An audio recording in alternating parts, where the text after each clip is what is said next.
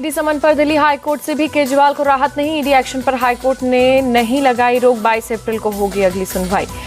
High court ने केजरीवाल के वकील से पूछा, पूछताछ के लिए पेश क्यों नहीं हो रहे केजरीवाल। कोर्ट ने ईडी को नोटिस जारी कर 2 हफ्तों में मांगा जवाब। जल बोर्ड फंड के लिए सुप्रीम कोर्ट पहुंची केजरीवाल सरकार। जल बोर्ड के 3000 करोड़ रुपए जारी न करने का आरोप। 1 अप्रैल को होगी सुनवाई। बीआरएस नेता के कविता की सुप्रीम कोर्ट में याचिका। शराब घोटाला केस में अपनी गिरफ्तारी को दी चुनौती। 22 मार्च को होगी सुनवाई। दिल्ली में एलजेपी रामविलास के संसदीय दल की बैठक। चिराग पासवान के नेतृत्व में हुई मीटिंग। लोकसभा चुनावों की रणनीति पर चर्चा। संसदीय बैठक के बाद बोले चिराग पासवान, 3 से 4 दिन में उम्मीदवारों का हो जाएगा ऐलान। हाजीपुर से एनडीए प्रत्याशी के रूप में खुद लड़ूंगा चुनाव। बिहार में आरजेडी एमएलए शंभूनाथ यादव के ठिकानों पर ईडी रेड। कई करीबियों पर भी छापेमारी। बक्सर के ब्रह्मपुर से विधायक है शंभू यादव। लालू यादव के बेहद करीबी है शंभूनाथ यादव। एक समय में लालू यादव के बॉडीगार्ड रह चुके हैं शंभूनाथ यादव। पूर्व सांसद पप्पू यादव ने लालू यादव से की मुलाकात। तेजस्वी यादव भी मौजूद रहे। पूर्णिया से चुनाव लड़ना चाहते हैं पप्पू यादव। लालू से मुलाकात के बाद पप्पू यादव की पोस्ट लिखा, पारिवारिक माहौल में हुई मुलाकात। बिहार में बीजेपी को 0 पर आउट करने की बनाई रणनीति। मुंगेर के बाहुबली अशोक महतो ने पटना के मंदिर में की शादी। दिल्ली की रहने वाली अनीता से की शादी। आरजेडी की टिकट पर पत्नी को चुनाव लड़वाने के लिए शादी की। तेलंगाना के पूर्व गवर्नर तिमिलिसाई सौंदरराजन बीजेपी में शामिल। तमिलनाडु बीजेपी चीफ अन्नामलाई और जी किशन रेड्डी रहे मौजूद। तमिलनाडु में लोकसभा चुनाव के लिए डीएमके का घोषणा पत्र जारी। चेन्नई में सीएम स्टालिन, सांसद कनिमोझी के साथ बड़े नेता मौजूद। तमिलनाडु में एआईएडीएमके ने जारी किया प्रत्याशियों की लिस्ट। 16 उम्मीदवारों का नाम पूर्व सीएम पलानीसामी ने जारी की। विजयवाड़ा के उंदावली में पुलिस ने टीडीपी नेता नारा लोकेश का काफिला रोका। गाड़ियों के लिए तलाशी। ओडिशा में कांग्रेस को लगा झटका। विधायक अधिराज मोहन पाणिग्रही ने इस्तीफा दिया। पार्टी और विधायक पद से दिया इस्तीफा। दिल्ली से लौटने के बाद एमएनएस प्रमुख राज ठाकरे ने बुलाई पार्टी नेताओं की बैठक। 2 दिन में तय होगा राज ठाकरे एनडीए में शामिल होंगे या नहीं। राज ठाकरे ने मंगलवार को दिल्ली में अमित शाह से की थी मुलाकात। एनडीए में शामिल होने और सीट शेयरिंग पर की चर्चा। मंगलवार को कांग्रेस सीईसी की बैठक में 11 राज्यों की 40 सीटों के उम्मीदवारों के नाम तय। एमपी, राजस्थान और गुजरात की 15 सीटों पर उम्मीदवारों के नाम अभी पेंडिंग। कोटा के बीजेपी नेता प्रहलाद गुंजल की पार्टी छोड़ने की अटकलें। सोशल मीडिया एक्स से अकाउंट से मोदी का परिवार बायो हटाया। कांग्रेस में जा सकते हैं गुंजल। बंगाल के मंत्री अरूप विश्वास के भाई स्वरूप विश्वास पर आईटी रेड। कोलकाता में न्यू अलीपुर वाले घर समेत 5 ठिकानों पर छापे, तलाशी जारी। कैश चोरी मामले में महुआ मोइत्रा की बड़ी मुश्किलें। लोकपाल ने महुआ मोइत्रा के खिलाफ सीबीआई जांच के आदेश दिए। बीजेपी सांसद निशिकांत दुबे ने सोशल मीडिया पर लोकपाल के आदेश का दिया जब स्वागत। लिखा, सत्यमेव जयते।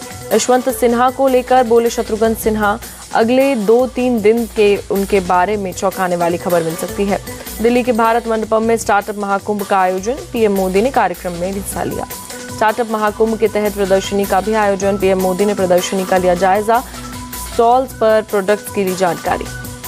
स्टार्टअप महाकुंभ में बोले पीएम मोदी, भारत में इनोवेशन स्टार्टअप कल्चर का ट्रेंड लगातार बढ़ रहा है। 2047 के विकसित भारत के रोडमैप पर भारत। पीएम मोदी बोले, स्टार्टअप इंडिया अभियान से इनोवेटिव आइडियाज का मिला प्लेटफॉर्म। फंडिंग के सोर्स से किया कनेक्ट। पीएम मोदी बोले, हमारा स्टार्टअप इकोसिस्टम मेट्रो शहरों तक सीमित नहीं। भारत की स्टार्टअप क्रांति का नेतृत्व कर रहे छोटे शहरों के युवा। दूसरे आरोपी तलाश पुलिस की ताबड़तोड़ छापेमारी। जावेद साजिद के पिता और चाचा को हिरासत में लिया। बदायूं डबल मर्डर की एफआईआर में खुलासा। आयुष आहान की हत्या के बाद बच्चों की मां से बोला था साजिद, कहा आज हमारा काम पूरा हो गया है। मृतकों के चश्मदीद भाई का खुलासा। कहा साजिद मेरे 2 भाइयों को लेकर छत पर गया। चाकू से दोनों को मारा। मुझे मारने पर मैं धक्का देकर भागा। बदायूं में डबल मर्डर केस में बच्चों का हुआ पोस्टमार्टम। पुलिस ने परिवार को सौंपा बच्चों का शव। यूपी के बदायूं में देर रात पुलिस ने 2 बच्चों की हत्या के आरोपी को मार गिराया। शेखरपुरी जंगल में पास पीछा कर रही पुलिस के साथ की मुठभेड़। बरेली जोन के आईजी राकेश सिंह की मुलाकात। पुलिस ने साजिद को घेरने की कोशिश की। साजिद ने पुलिस टीम पर की फायरिंग। जवाबी कार्रवाई में हुआ ढेर। 25 साल के साजिद पर 11 साल और 6 साल के 2 भाइयों की हत्या का आरोप। उस तरह से दोनों भाइयों की गला काटकर हत्या।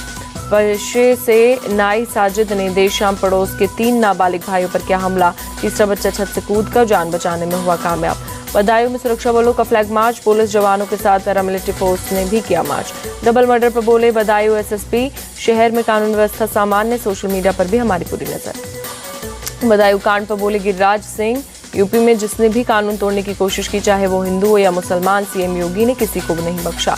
बीएचपी नेता विनोद बंसल की बदायूं कांड पर पोस्ट। लिखा, मेरा अब्दुल ऐसा नहीं है, इस सोच से निकले हिंदू। ऐसी मानसिकता कौन पनप रहा है, इसकी जांच हो। बदायूं कांड पर समाजवादी पार्टी का पोस्ट, बदायूं जैसी घटनाओं को बीजेपी करवा रही, दंगा फसाद के जरिए चुनाव जीतना चाह रही बीजेपी।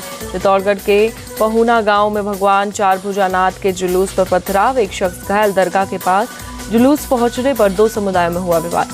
पत्थरबाजी के बाद मौके पर पहुंचे कलेक्टर और एसपी, गांव में भारी पुलिस बल किया गया तैनात। पुलिस ने 18 आरोपियों को किया अरेस्ट। बिहार के बगहा में पटरी से उतरी मालगाड़ी के 2 डिब्बे, कुछ ट्रेनों को किया गया डायवर्ट, लाइन की मरम्मत पूरी। समस्तीपुर के डीआरएम ने दी जानकारी। नोएडा में रेव पार्टी और सांप के जहर तस्करी केस में पुलिस जांच जारी, 2 और आरोपी किए गए अरेस्ट। अब तक 7 लोगों की हुई गिरफ्तारी।